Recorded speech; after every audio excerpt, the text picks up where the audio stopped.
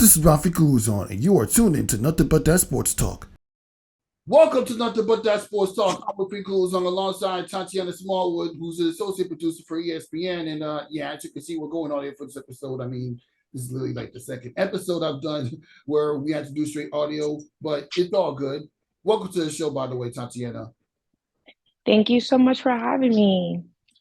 Yeah, it's very nice to finally connect with someone who actually knows the in and outs of working at ESPN First Take and many other ESPN phenomenal shows that's happened throughout the time working at ESPN. But why don't you tell me a little bit about like how you got started working in sports? So, sports has always been like a part of my life. Like I played high school sports growing up. Um, and that's really where I got started as far as my journey and my passion for wanting to be involved inside of business. Um, so kind of high school, I started studying journalism and then I continued studying it throughout school. So that way, I could have a better understanding of the industry I was getting into. So now here I am, and I'm still working in the sports industry over 10 years later, which is crazy. But yeah, that's kind of how it all started. Yeah, from that point on, like why don't you tell me a little bit about one of your favorite moments during like your earliest career working in sports, starting with your high school days? Favorite moment. Um, Favorite moment working. So well, when I was in high school, I was the sports editor in chief. And basically, like, I would take a lot of the pictures and write the stories and design the pages for our yearbook. So I would definitely say, like, experiencing that and like having so much say and power in like a publication, I think was like a highlight for me, because I got to see like a full picture of what it looks like when I'm basically the creative director, the writer, and the producer all in one. And that was really fulfilling for me. Yeah, that's pretty much what it is. I mean, I mean, the fact that you found your start, working your way towards doing what you're doing right now, it's really something to behold. I mean, but getting on to the very next question. I mean, why don't you talk me a little bit about like when, what like, yeah, sorry, I just lost train of thought. This is one of the ways that people can start doing journalism. I mean, you found your start as a high school student. Now you've had many different jobs, and tell me a little bit about like some of the different jobs you've had up until work at ESPN. Yeah, so before I was at ESPN, I used to work in college athletics with UCF Athletics. And then I also used to work for a Major League Soccer team called Orlando City. So those were like my two straight out of college first two corporate sports jobs that I had. So, and like I was doing internships in college for Orlando City, and that led me to be able to work with them and actually get paid versus just interning for free. So I think really building those relationships while you're working for basically nothing was really worth it because then when it came time for them to actually look for someone that they were going to hire full time, like I was right there, already had the experience, already had the connections, and already had the knowledge of knowing how that team operates. Exactly, and it's the fact that you managed to get an in-depth look at how the team actually come together. I mean, when you cover like when you was covering college sports or working in college sports. I mean, like what are some like things that you learned from the teams that you cover as far as being able to talk to the players and or if you've done any interviews and using what do you learn from playing in college sports? I mean, watching college sports, working in college sports. Excuse me. Working in college, but yeah. Um, so when I was working for UCF Athletics, I was doing corporate partnerships, which is way left field from Well, it's not super left field for media because we did have a lot of media contracts and fulfillment that we had to get done. But I would just say like the biggest thing for me was just the corporate experience of it all because that was like my first time in a office where it was like your typical 9 to 5. And yeah, like that was like my first big girl job out of college. So I think I learned a lot more as far as like just professionally how to carry myself as a young Black woman in the industry, more so than anything while I was there. Well, when you down there, you got to work with a lot of, I'm sure you got to work with many other African Americans like yourself. So in this sports industry, Yeah, for sure. very tough. It's very tough to get into this business. Yes, correct. Correct, it is. Yeah. And was there ever a time when you went through a rejection on your way towards being accepted into the sports industry? And how did you manage to learn from it and build off it? Oh yeah, absolutely. It's funny because I actually had an interview with ESPN back in 2017. I went to a conference and they were doing in-person hiring. So I completely bombed the interview. Like, it just didn't, I mean, I was still young in the game, didn't have much on my resume, and I just didn't have that confidence yet. And I completely bombed my first interview with them. And I was just like, oh my God, like I'm never going to be able to work for them again. Like, we'll get the opportunity to work for them just because how badly I did during that interview. And that was in 2017. So it's really funny how a couple of years later go by and I had enough confidence to like finally apply again. And that's when it actually worked out. So it was definitely some full circle moments for me. But that first rejection from ESPN was hit me pretty hard. Wow. That just goes to show that getting inside the ESPN door as a worker is no walk in the park. I mean, I couldn't even Not get at all. for a job. I couldn't even get interviewed for a job at ESPN, but you managed to make that happen. You behind the scenes. You're in front of Kim on First Take. I mean, maybe not like doing sports debates with Stephen A Smith and Marcus Spears, but at the very least, you made some appearances on ESPN First Take. And now that you're actually working as an associate producer, I mean, why don't you tell me a little bit about the day in the life of an associate producer at ESPN? So being a associate producer, like you can have many different hats. Which each program, it's a lot different with each sport. It's different too. So like if I'm an AP for college basketball, my day to day might look completely different than it would look like for First Take. But all in all, with First Take, my main job as an AP is to write. um, I write scripts every day for the show. So, um, yeah, so I write scripts every day and I also um help with like producing our YouTube segment and then I also help with just day to day like managing talent really. So obviously like making sure Molly has her notes, making sure Stephen A has his notes, making sure that they are on the same page with what the producers are trying to do. I'm really that liaison between talent and the head producers that we have in Bristol. So it's a lot of moving parts of my job, but mainly script writing and then also just like helping out with talent. Was there ever a time during your years working for ESPN and where you were given constructive criticism and accountability for your work, and how did you manage to build off of that and put together a better product for later broadcasts and opportunities at ESPN? Oh yeah. So like I can think of something pretty recent where it's like recently we started doing touch screens and film breakdown on First Take, which is not something that you typically would have ever seen on our show. We typically go for more of the entertainment side of of engaging our audience. And, like when we have super talented analysts like JJ Redick, who does basketball for us, or we have Dan Orlovsky that does NFL, I thought it was really important to be able to have them showcase their knowledge for our fans.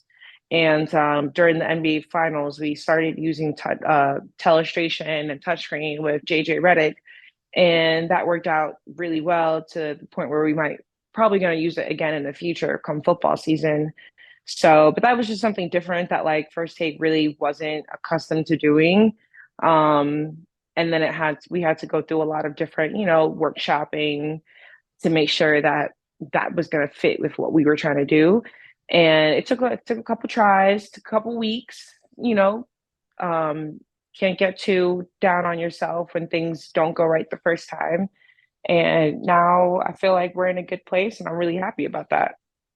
Yeah, I can tell you're happy, and you're happy, and happy that you're able to have a lot of involvement in some of the best ESPN First Take segments. I mean, I know there are other ESPN shows you worked at, like the Get Up and Around the Horn, but I feel like ES First Take is the one that stands out to me the most. I mean, you got an opportunity to work with one of the best hardworking individuals in the sports media industry, Stephen A Smith and Mari Cameron, who are currently on vacation right now. But when they come back, you know they're going to bring the heat, especially when they're talking football. You got Stephen A Smith, who's a Pittsburgh Steelers fan. You got Molly, who's a Giants fan. You're a Giants fan. Which leads to this, Right. like, why you decide to be a Giants fan and a Yankees fan?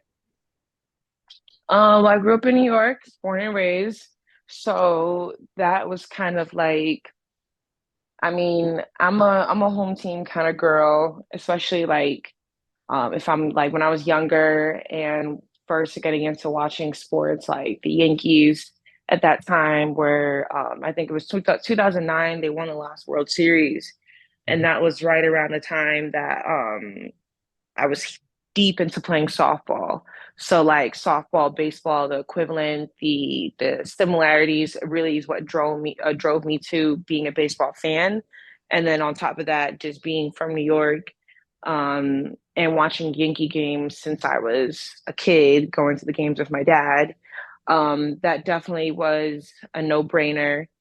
And then as far as the Giants go, it's the same thing. Like when I was younger, I was in eighth grade when the Giants won the first Super Bowl with against the Patriots. So I think those moments is what really like drew me in, and I just never stopped cheering for them since. I cannot even begin to tell you how many times I talked and bragged about my New York Giants Super Bowl wins against Tom Brady's Patriots in Oh 2008 yeah. and 2011. I was literally a high school teenager, like nearly 60 years old, when I saw. Like I talked about this in so many different episodes with my co-host Ryan Walker and a bunch of other hardcore football fans. I mean, do you like when you saw that helmet hand catch by David Tyree Hmm. off Eli Manning? Like, what stood out to you? I mean, honestly, I just felt like I think shock. I mean, I think just shock is like the best word. I think that like everyone in that moment would describe it as that. But I mean, it was one of the best things I've ever seen in my life. And I can't remember exactly where I was. I don't know. I think I was at a Super Bowl party, but I can't remember exactly. It was so long ago. But I just know after that, like tears.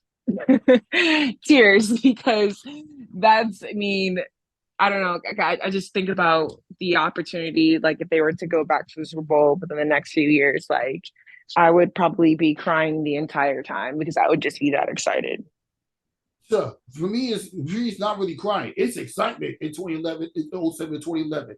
And I thought I was going to relive that when they took out the Minnesota Vikings in the playoffs last year, but obviously Oh we ran into the Philadelphia Eagles. yeah. Oh yeah, we did. The only flaw to the Eli Manning era in the playoff appearances we did have is that we couldn't beat the damn Philadelphia Eagles. Right. Exactly. So that one's a tough one. It's not going to get any easier with Jalen Hurts there. So Mm-hmm. But outside of Super Bowl wins, like what are your favorite New York Giants moments? let's see. favorite New York Giants moments outside the Super Bowl. Um, well, I would say, I mean, obviously, like the Odell era for me is a big one because Odell became one of my favorite athletes of all time. So the Odell catch was obviously like a huge, huge deal. And I have like I think I have the most Odell Beckham jerseys out of any player. I have three Odell Beckham jerseys. So big Odell girl. So that was a fun era. Definitely sour taste on how it all ended with us and with him and the Giants. And then I'm also a huge Saquon Barkley fan. So I would say the moments of drafting him and drafting Odell and then just seeing them ball out their rookie seasons, like that's something I'll never forget. Yeah, my favorite. Well, I already talked. Well, 07 2011 were my favorite Giants Super Bowl moments. That will always be my favorite. But to top it all off, you had that crazy win against the Tennessee Titans to kick off last season where Randy Bullock missed the field goal. Right. Yes, yes, yes. That was a ridiculous play.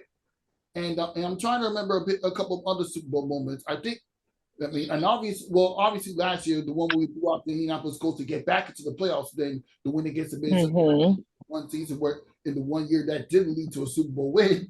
And it's the first time that the Giants won a playoff game and it didn't lead to a Super Bowl win. But we kind of expect Right. because because we know how difficult it is to compete with teams like the Philadelphia Eagles and the Dallas Cowboys. Right? So my question to you is this: I mean, what is your overall state of the New York Giants going into 2023? Well, last year was definitely a surprise year for a lot of people. I knew we were going to win about 10 games. That was the prediction that I gave before the season even started. If we never had that stupid tie with the Commanders, we would have been Yeah, don't a talk 10 about win the team. Commanders. Don't talk about that. Listen, that both of those games made me angry, um but this year I would say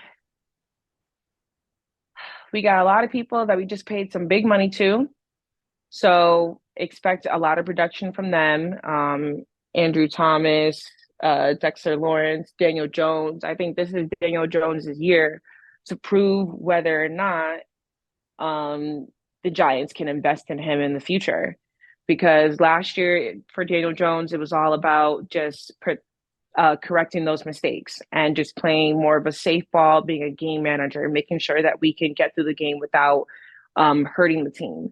And I think that Daniel Jones definitely proved that he can be a game manager. But I think this year it's going to be like, can you be a game changer? Because with all the great quarterbacks we see around the league right now, let alone in our division, it's like you have to not only be a game manager, but you have to be a game changer. So I think this is gonna be a big prove it season for Daniel. And then also for Saquon, this is such an important year because clearly we saw how the off season has gone with him. And I think Saquon has to have another explosive season if he wants to have a long term to deal with the Giants, because the Giants have already shown that they're not just going to dish out that long term contract in the as far as like the numbers that he wants. So I don't really have like I'm not gonna say Super Bowl aspirations. Like obviously I would love for us to make the playoffs again. As long as we can just continue to build on what we did last year, I'll be a happy camper. That's pretty much what it's all about. I mean, I'm just happy that they managed to bring back Saquon Barkley, he's clearly shown that he's going to be the running back for the future, even when he started like at the tail end of the Eli Manning era and beginning of the Daniel Jones era. And then Jones, on the other hand, he's showing the ability to become become a good quarterback on the receive on the passing offense, and then also providing a bit of a rushing attack. So it all depends on how these two collaborate. And also the receivers, they have to step up and try to show more durability because we saw that there were some season-ending injuries for on the receiving end. They got some good receivers. They just have to try to make sure that they can have better durability this time because that's what killed them in the seasons before when they were bad. Oh yeah, I'm paying close attention to Sterling Shepard this year. I'm not gonna lie, I don't have any more patience for Sterling Shepard. Like I just like as many years as we've had him, and he's supposed to been our number one wide receiver since Odell left, and that just hasn't happened due to injuries or what have you. Like I'm keeping a close eye to see what his production level is gonna look like this year for sure. Exactly. When Sterling Shepard gets the is going, that literally gets the massive offense for the New York Giants going. And on top of that, Right. they have to do better as far as the scoring defense. They did even though they did beat the Minnesota Vikings, they did also give up 24 points, man. And then this Right. loss to the Philadelphia Eagles didn't really help either. They got smoked by like what 30 points. Yeah. They had to do a better job with the score defense. And you notice that they only had one blowout win last season, and everything else is they won by Everything were close games. were Yeah. close. Like what are your overall impressions about that? Um, Well, one, I think us winning the close games are the big difference with us losing those close games and winning them is Dayball. Dayball, coach of the year. He was my coach of the year candidate like within the first 6 games of the season. I was like, yeah, this guy means business. He's it. So, and the players seem to really love his energy and really respect him, which I just don't think that they had for any of our previous coaches in the last 6 seasons. So I think, and I feel like if we were in those close games with our previous coaches, Joe Judge, Ben McAdoo, I feel like we would have lost those games. So I think Dayball has made a big difference last season when it came to just like our discipline and how hard we fight when it comes towards the end. It shows that to me, it just tells that we're not a great team, which is not a surprise to anybody. We're not a great team yet, but we have that fight and we have that like resilience to push through, which is something that I feel like is that New York Giant way. Like how much like we're not trying to sit here and be the best. We've never been the best team in the NFL when we went to the Super Bowl both years. So it's like we're never trying to be the best team ever that has the most weapons that can on paper has all the number one highest ranked numbers in the league, but we do have that heart and that dog in us that shows that we will still grind out a win. So I think as long as we can keep that momentum too, we could definitely get a lot better wins this season. Exactly. And speaking of the wins, that'll be a good transition because we got the schedule. We obviously they open up the season against the Dallas Cowboys. You know how the Cowboys are, especially during playoff time. I mean, during the regular season, they've shown that they could be they can be the threat. It's just a matter of what they do in the playoffs. Even though they did defeat the Tampa Bay Buccaneers, it's good. They not really in the Super Bowl tier yet. But Yeah. that being said, let's go like what's predict your win loss record? What about the starting with the Cowboys? Oh man, week one. Ugh, I'm dreading this because I really don't know. Like I always go into it with hope, saying that we're gonna get the W. Last year, I went to the Cowboys Giants game when they came to MetLife, was talking shit halfway through the game, and then once Ezekiel Elliott, I think it was either Ezekiel Elliott or Tony Pollard scored a touchdown, like coming at the halftime, and from there it just went downhill. So, hey, oh my God, this one is honestly the hardest one within the first 5 games. I would say that we'll probably get the W. I'm gonna be confident and positive. Say we'll get the W for this one. Okay, Arizona Cardinals on the road. Down. W. Okay, fair enough. San Francisco Giants, excuse me, San Francisco 49ers on the road as well. That's a tough one. I'm gonna have to say an L for that one.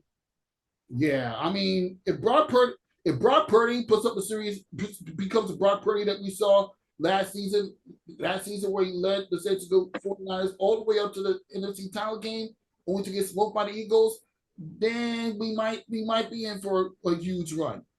Then comes the Yeah. Seattle Seahawks. W. Yeah, we had to avenge that loss against the Seattle Seahawks last year. We have to. Yeah. Yes, absolutely. W. On the after that, week 5 on the road in your hometown state, not your hometown, not the hometown Orlando, but hometown state, Florida, and it's Miami. It gets the Miami Dolphins. Dolphins. Do you think they win that one?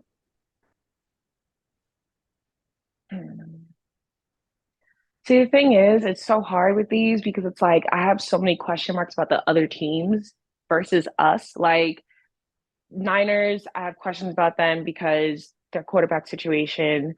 Same with the Dolphins. Like I think the Dolphins are actually going to be really good this year, and I think if Tua stays healthy, I think they have a good chance to even win that division. So to be honest, as much as I do want to say that we're going to come down to Miami and take home a W, I think by then, yeah, a healthy Tua, Tyreek Hill, and Jalen Waddle is looking kind of scary. So we'll take the L for that one.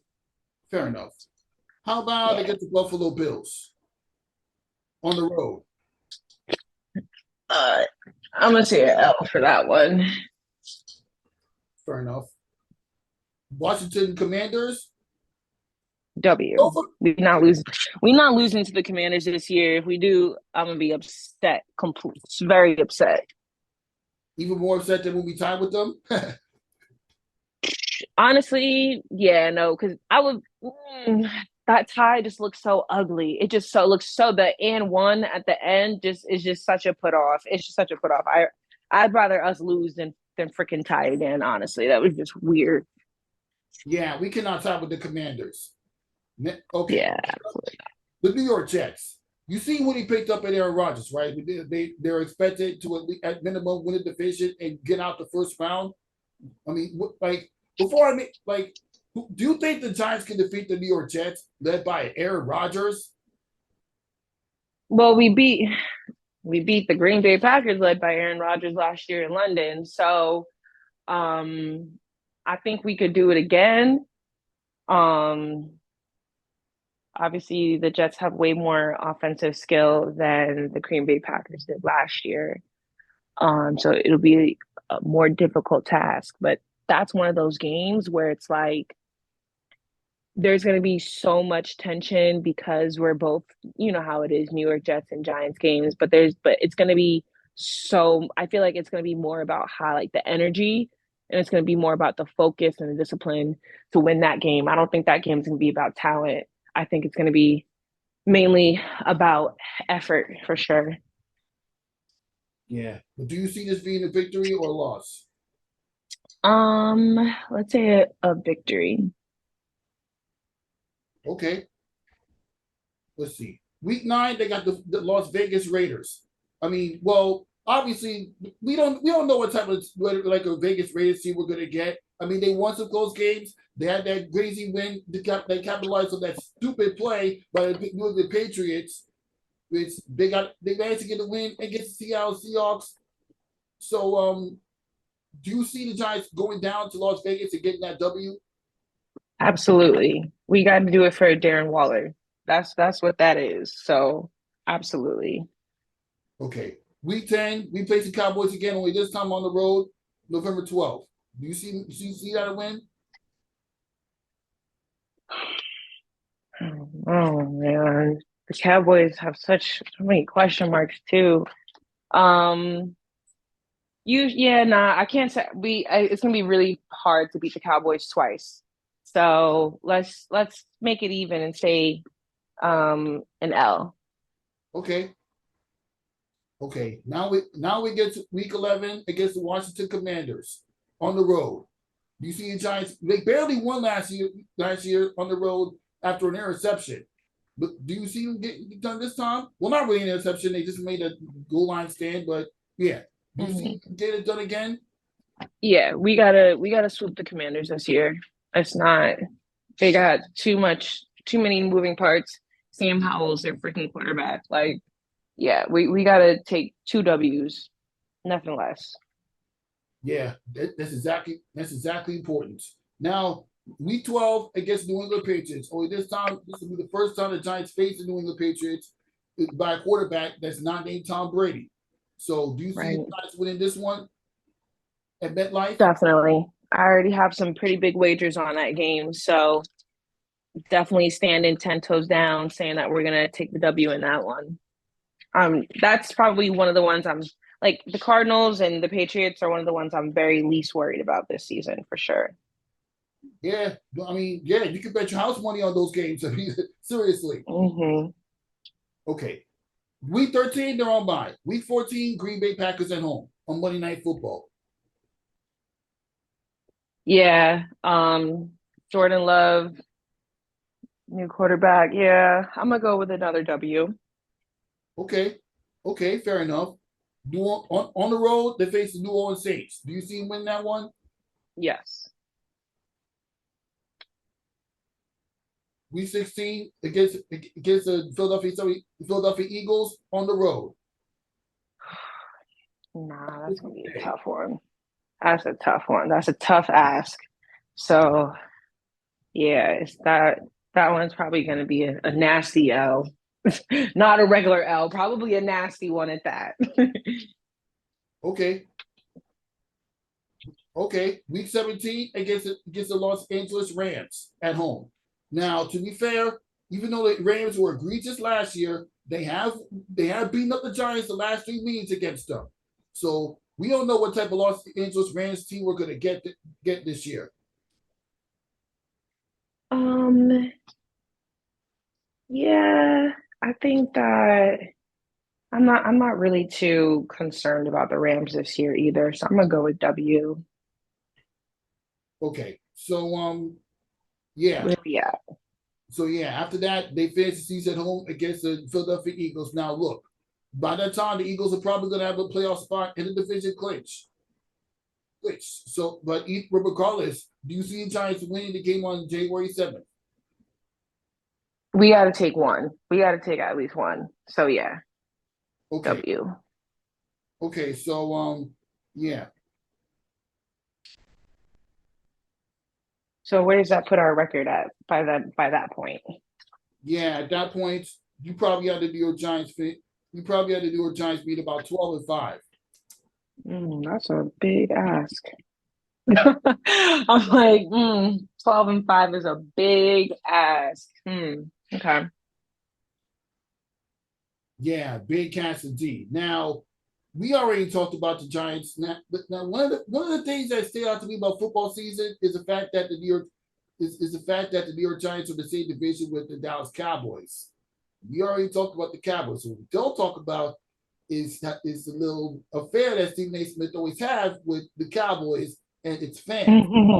And you Yes. are involved with a certain video showcasing the upset and sad fans that happened in the loss of the 49ers to the 2021 postseason. So why don't you tell me a little bit about behind the idea of putting that little montage of angry and upset fans put together so Stephen A. Smith could laugh at them on First Take almost every chance he gets. Oh yeah. We basically that's like one of the one B-rolls that we just have on standby every single day, no matter what. Like it's such great video because honestly, like Cowboys fans do it to themselves. They really, really do. I've never met a Cowboys fan that didn't put their foot in their mouth because they do it to themselves. So literally like that day, that night when at the end of the game, they're showing all the shots of fans crying. Like I already knew going into work that that was going to be something that is used over and over again. So it was a great, great camera shots. Like shout out to whoever was directing and who was working the game that night because they did a phenomenal job capturing the just complete dislike, just the complete utter disappointment by the Cowboys fans. It was great. Yeah, it was great. I mean, not great for Bowen. She's a Giants fan, but yeah, she's getting upset about that video being played over and over. But then again, but I mean, this is one of those things where I can get a laugh from Stephen A. Smith all the time because we're Giants. I'm a Giants fan. You're a Giants fan. We don't like the Cowboys. We despise their fans. I mean, you Correct. much agree with everything that Stephen A. Smith said when you talk terrible about the Cowboys fans, even though it upsets Michael Irvin and Marcus Pierce. Right, exactly. And that's what he lives to do, you know? So Cowboys fans are definitely not safe in these parts. And but Cowboys fans also like show out. Like out of any fan base, like whenever we do events and Cowboys fans are asked to show up, like they show up and they show out and they come head to toe, 5 o'clock in the morning. Like they're out there at my job before I'm even out there. So they don't play no games. So they're definitely Stephen A picked the fight with the right ones. Yeah, that's what Stephen A. Smith does. He does it throughout the years as a host of ESPN First Take.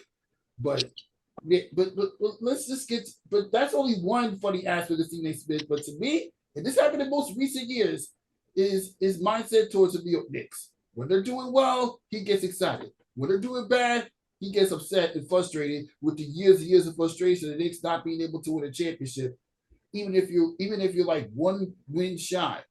But I gotta ask you this. I mean, what reaction of Stephen A. Smith do you enjoy the most? Is reaction towards Cowboy fans or reaction towards the Knicks? The next winning. Ooh.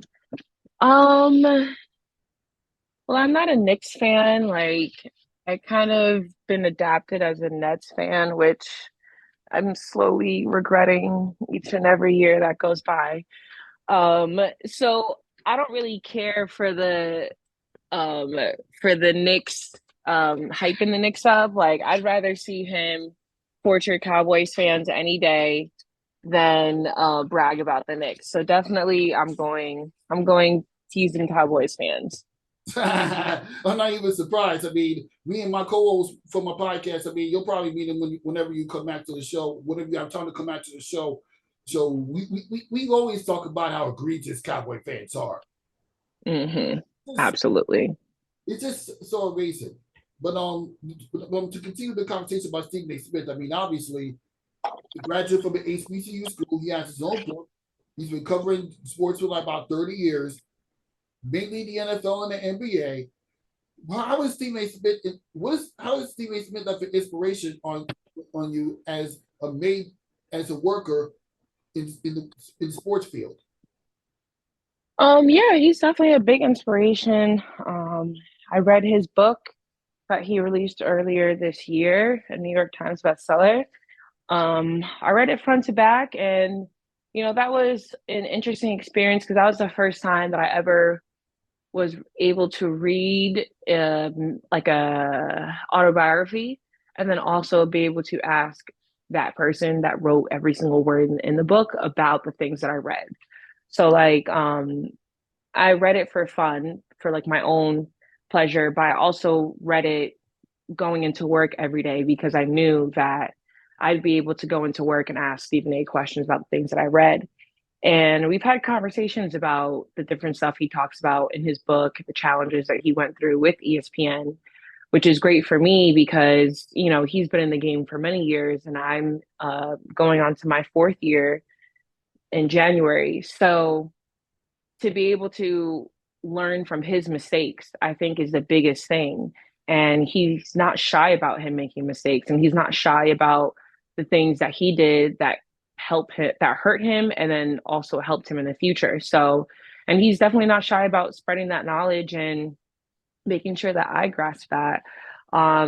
He's been very influential as far as just like me wanting to push myself.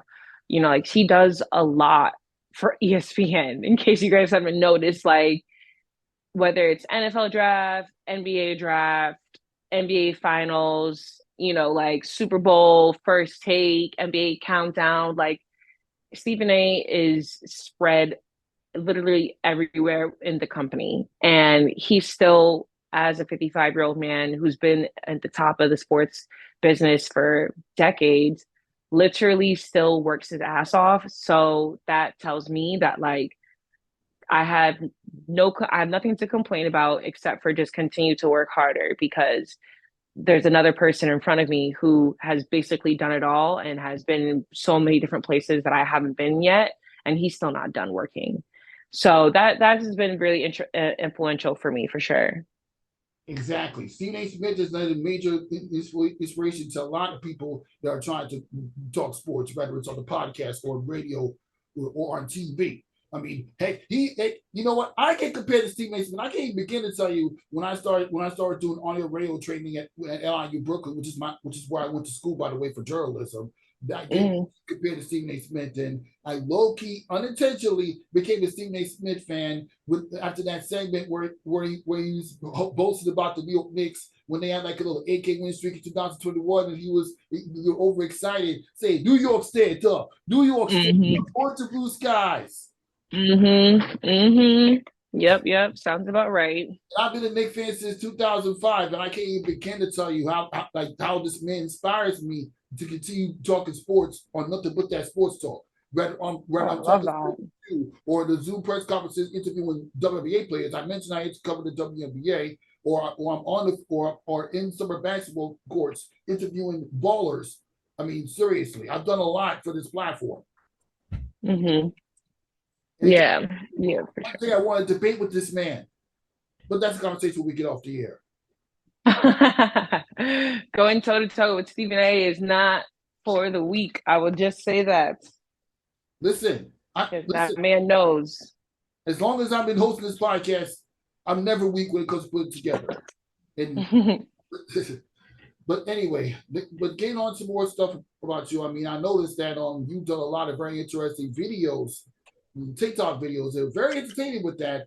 Talk Thank you. where you talk about like your best man based on sports teams or whatever or whatnot, where you talk where saying this guy isn't very good, but this guy's not. I mean, why don't you give us a Hmm. little bit of a backstory about how you came up with these best boyfriend to date based on his favorite sports teams?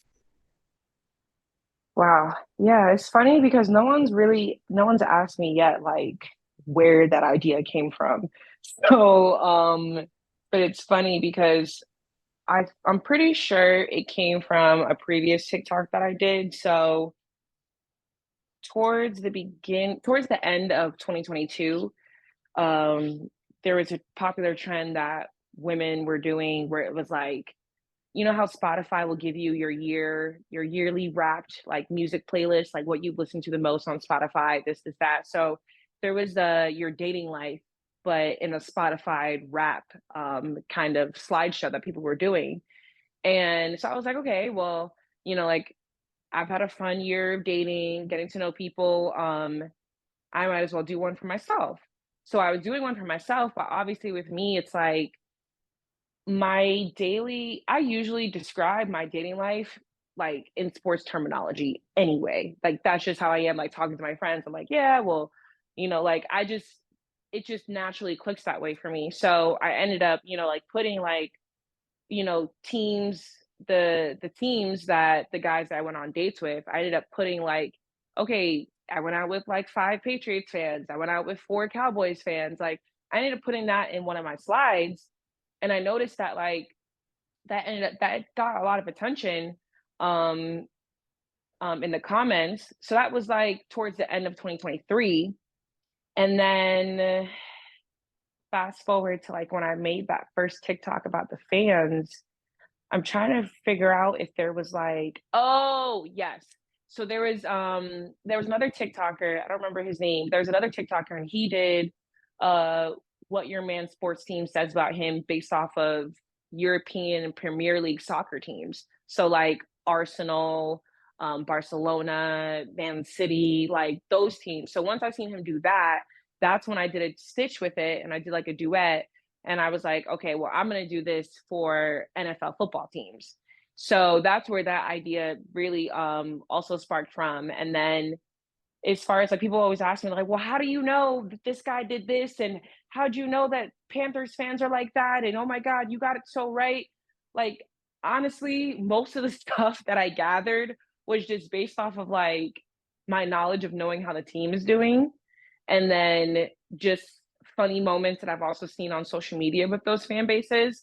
But yeah, it took like that was really, really fun for me because I really just got to say whatever was on my mind, and it didn't matter how correct or how wrong it was. People just enjoyed hearing it. Exactly. I mean, for somebody that's actually for somebody, well, obviously you're just picking. I mean, you're just trying to give people advice on like when you're trying to find a date when attending a sports event, like which type of girlfriend or boyfriend, depending on the human being's sexual interest in life to go Yeah. and eventually spend your long term relationship with them. You know what? That's actually influential for me because as a Giants fan, I gotta make sure I'm picking the right woman. That's pretty much Oh it. yeah. Oh yeah, for sure, for sure. And I that was funny because like I knew that a lot of my followers were Giants fans. So I was like, all right, well, when I talk about the Giants, like I gotta be honest. They might not really like what I gotta say, but I'm gonna still try and keep it 100.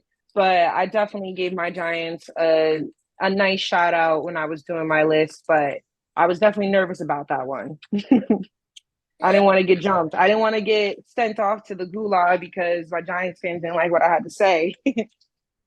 yeah. I mean, you're just making an opinion based on your own experience. I mean, there's nothing wrong with. I mean, there's nothing wrong with that. I mean, you're talking about. I mean, you're. I mean, you're. I mean, you're picking like you're identifying like who's the best guy to date, not just for yourself, but for the viewers that you have on the Instagram and TikTok. So you gotta I'm looking out for everybody. And I feel like it's the one thing that a lot, and you mentioned this earlier in the show. It's one thing that a lot of people don't talk about. So I figured since well, that was nice to invite you on the show. Why not mention it somewhat? Because I feel like this is something that needs to be discussed. And this comes from somebody who's actually I don't really do that much dating too often. I get too nervous, it's Hmm. but it's very inspirational, Tatiana. Thank you. And I will say this too, like with that series of TikToks that I did, especially I did like around that same time I was doing like a pyramid of like the hottest players in the NFL. Like that attracted a lot of female audience members to me as well, because usually my TikToks are geared towards, football fans, which are mainly males. So when I started talking about like tying in relationships and tying in like looks, like that's what actually I had the most women following me and and commenting on my TikToks than I ever had before. So I was really happy about that and just the opportunity to meet other women who like sports and enjoy sports, but also that just wanted to be involved in the conversation. I thought that was super dope. Yeah, very super dope. Especially that one video you did when you mentioned that the Miami Heat, the Miami Heat is like the influencer type, and I mean you broke that down very well. So yeah, I'm probably not gonna. Yeah, I'm probably not gonna date a Miami Heat fan, but I will date somebody who's a New York sports fan for sure. Absolutely, ride or dies. That's without a question.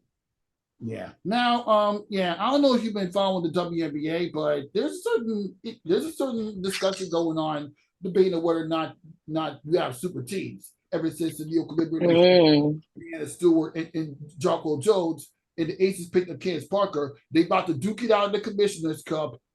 They have two more games between each other in the regular season before they can work their way towards making it to the WA Finals and facing each other for real. Well, I mean, and you're going to hear my thoughts on the Commission's Cup in the very next episode. For those of you that are watching this, I promise you that. But let me just ask this one question: what are your overall impressions about the resurgence of the New York Liberty and the Las Vegas Aces? Well, one, just let alone, I just wanted to say that like I just love the coverage that we're being able to see with the WNBA. Like the fact that I can go out to eat on a Saturday afternoon and I look up on all the TVs, I see WNBA coverage. Like that means a lot. And I'm just really happy that we're there as a society now. Um, but also like the Aces, they are a nasty team and they do not look beatable except when they play the Liberty. So I'm really excited to see how this is gonna play out in the playoffs because it seems like the like it's always been like the Aces are a runaway favorite. Asia Wilson, like they're good, they're fine. And then all of a sudden, whenever they play the Liberty, it's like the Liberty, they come to play. Like I said, it's one of those situations where it's like some games aren't just about talent and skill, it's about heart and effort. And clearly the Liberty have more of that than the Aces whenever they match up against each other. Exactly. We're talking about two of the best teams in the WNBA. Now we can't sleep on the Connecticut Sun. We can't sleep on the Dallas Wings. We can't sleep on Right. the Wings. They're coming. They're up and coming. They could probably if they well, and you can't sleep on the Atlanta Dream. If any of those teams make it to the second round, they're gonna get the Aces problems. Mm-hmm. Forget what you saw in the Yeah. regular season. The playoffs is what was where the teams show who they truly are. We just saw that in the NBA earlier this season. We just saw Jimmy Butler carry a playing tournament, 7 seeded, aggressive AC, Miami Heat team all the way to the NBA Finals. So don't think that cannot happen.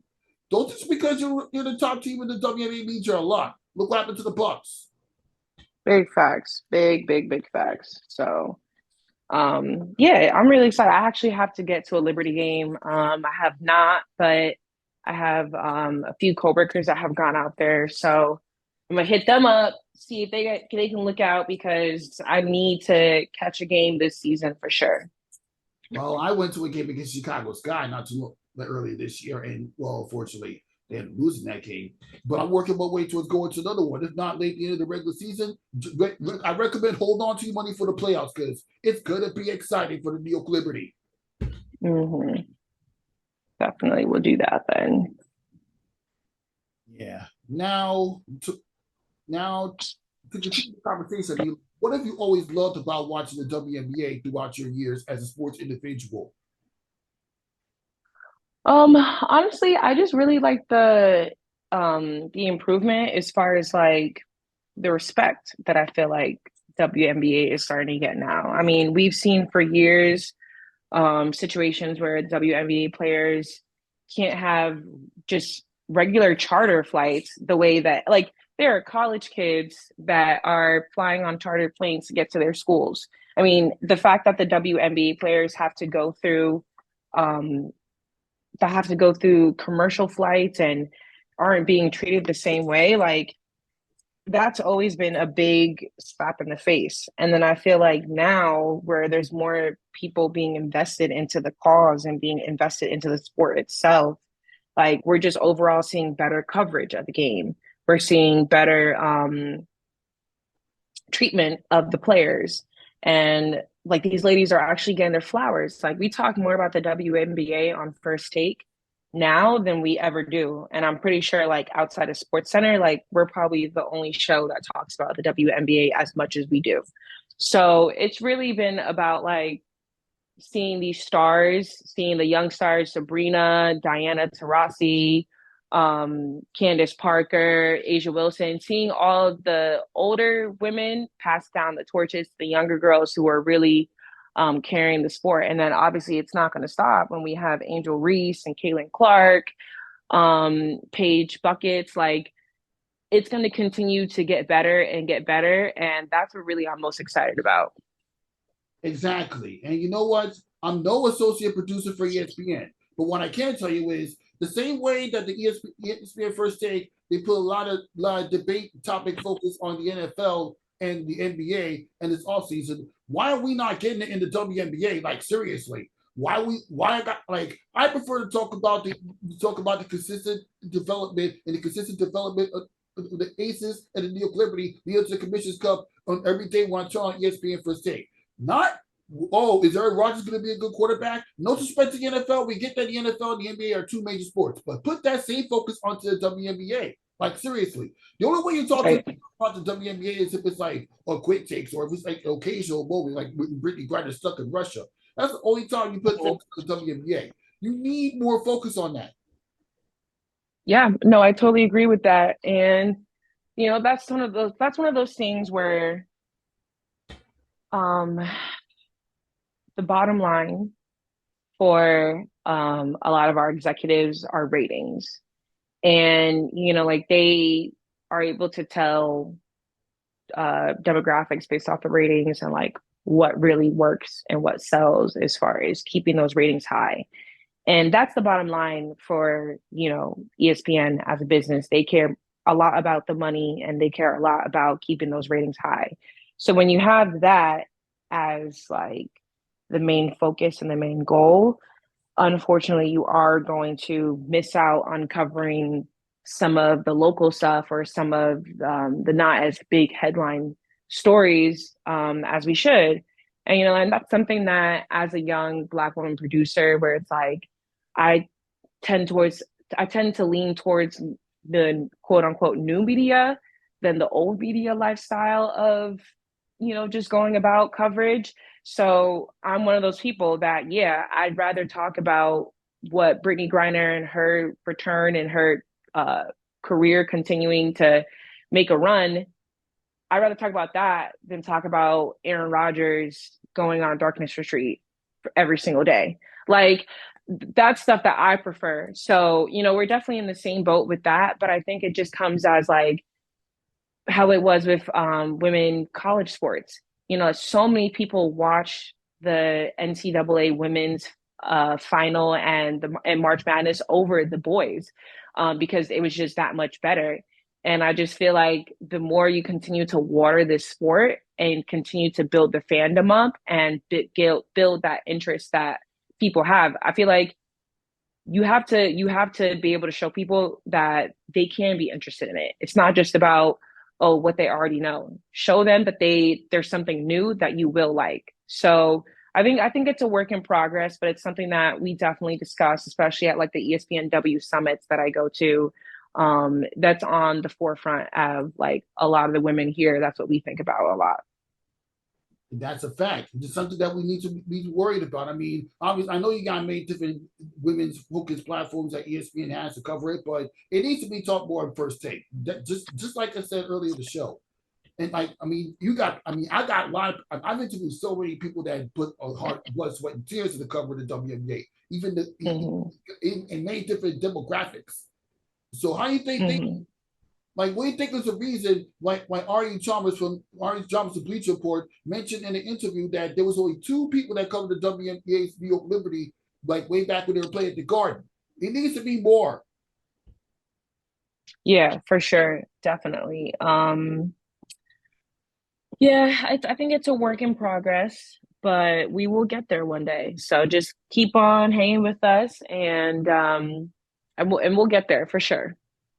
We'll get there indeed. And that wrap up this episode, Nothing But That Sports Star. Thank you for stopping by, Tatiyana Smallwood. Thank you for having me. It was a pleasure. And I'm looking forward to continue talking more sports with you, and maybe we'll see what we'll probably continue to connect more and talk more about and continue having these conversations because let's face it, Yeah, for sure. guests on the show so far this year. Thank you, thank you. Yeah, when football season comes around and Giants are deep into the midst of all the drama, we could definitely talk about it. Exactly. And to everybody watching, we'll see you next time.